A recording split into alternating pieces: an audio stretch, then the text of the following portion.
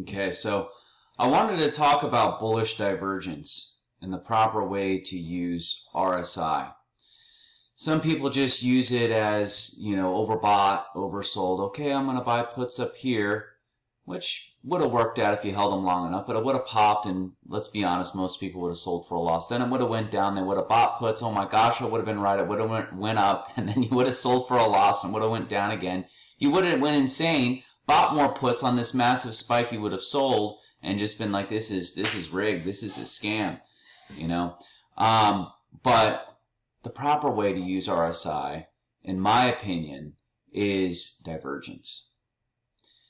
We can see that over here on Pfizer, and I'm going to go into many other videos and many other topics that we're going to vote on in the Discord community. You can see the Discord in the bio below if you guys would like to join. Completely free to join. So what's bullish divergence? What I'm looking for in layman's terms, there'll be another video where I'll fully explain it, is RSI going higher with the stock going lower.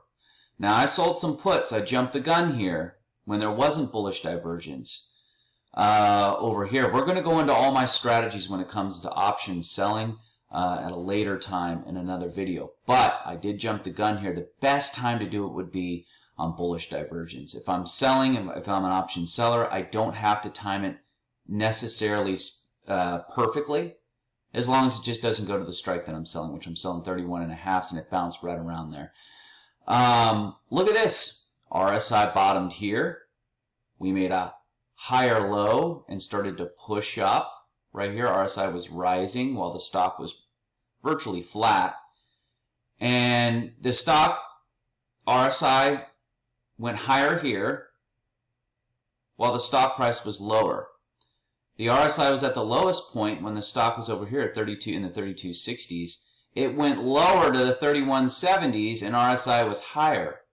It's bullish divergence. It's an indication that there may be a pop. There's a high chance. Remember, this is all a game of probability. So all indicators are going to do for me is give me a higher probability and help me forecast where a stock, equity, index, currency, bond may go. And it did that very well here. And we had a nice pop over here. It looks like we're hitting some resistance. I like the fact that we have this volume gap over here into 33.5 bucks. That would be great. Wanted just to do a first video here to kick off the YouTube on bullish divergence. Real quick, I'll see if I can jump into bearish divergence if I see any anywhere.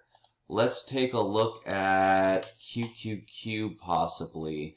Let's jump over to a higher time frame. Let's jump over to a daily chart.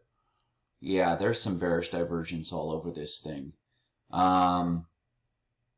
Yeah, pretty much right here. RSI peaking out right here, and we have a nice pop with a higher high while RSI is a bit lower.